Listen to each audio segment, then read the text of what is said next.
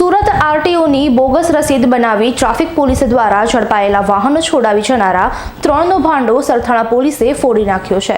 સુરતમાં આરટીઓની બોગસ રસીદ બનાવી સરકારને ચૂનો ચોપડ્યો હોવાની ઘટના સામે આવી છે। સુરતમાં ટ્રાફિક પોલીસે ઝડપેલા વાહનો 3 યુવાનો 1 વર્ષથી બોગસ રસીદ બતાવી છોડાવી જતા હતા। જો કે આરટીઓમાં ભરવામાં આવેલ દંડની રસીદનો QR કોડ સ્કેન કરતા ભાંડો ફૂટ્યો હતો। આ મામલે ટ્રાફિક જવાન દ્વારા સરથાણા પોલીસ મથકમાં 3 ઇસમો સામે ફરિયાદ નોંધાવવામાં આવી છે। બોગસ રસીદને લઈને વાહન છોડવાનું કૌભાંડ સામે આવ્યું છે। આખી હકીકત શું છે, કઈ રીતે સામે આવી? સુરત શહેરની અંદર જે ટ્રાફિકના નિયમોનો ભંગ કરતા હોય એવા જે વાહન ચાલકો હોય એની પાસે સામાન્ય રીતે જ્યારે એ કોઈ ટ્રાફિકનો દેખીતો ગુનો કરે ત્યારે એને રોક્યા પછી તમામ પ્રકારના ડોક્યુમેન્ટ્સ વગેરે ચેક કરવામાં આવતા હોય છે।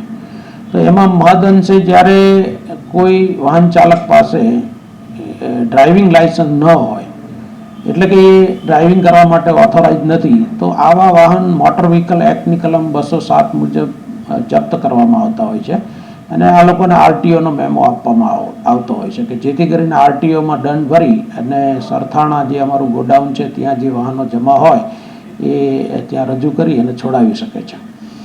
મીનવાઇલ એક ઈસમ આ રીતે રિક્ષા છોડાવવા માટે આવેલો, પરંતુ એ વ્યક્તિ રિક્ષાનો માલિક નહોતો પણ માલિક વતી આવેલા હતા, જેથી અમારા ત્યાં જે ફરજ પરના એલઆર હતા જિગ્નેશ ગિરી, એમને થોડી શંકા ગઈ અને શંકા ગઈ એટલે એમણે આ જે આરટીઓમાં દંડ ભરાય છે એ બાબતમાં પણ થોડીક તપાસ કરી। તો એમને ખ્યાલ આવ્યો કે ભાઈ કોઈ પણ આરટીઓની જે રિસિપ્ટ હોય એ રિસિપ્ટની ઉપર એક QR કોડ આપેલો હોય છે। તો આ QR કોડ જો મોબાઈલની અંદર સ્કેન કરો તો એની ડિજિટલ પાવતી આપણે જોઈ શકીએ।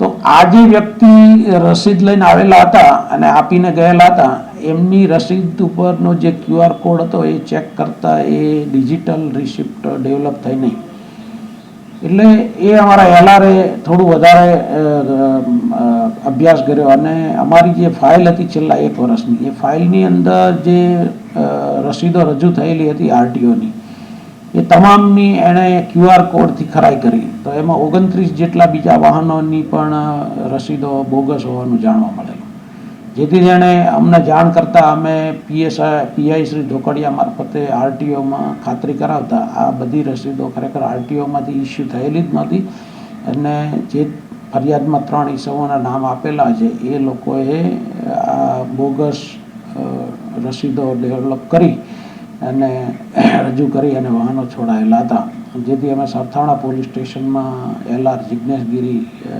ફરિયાદ દાખલ કરાવેલ છે। Bureau report S9 news Surat. અમારી તમામ માહિતીથી અપડેટ રહેવા માટે જોડાયેલા રહો S9 ન્યૂઝ સાથે।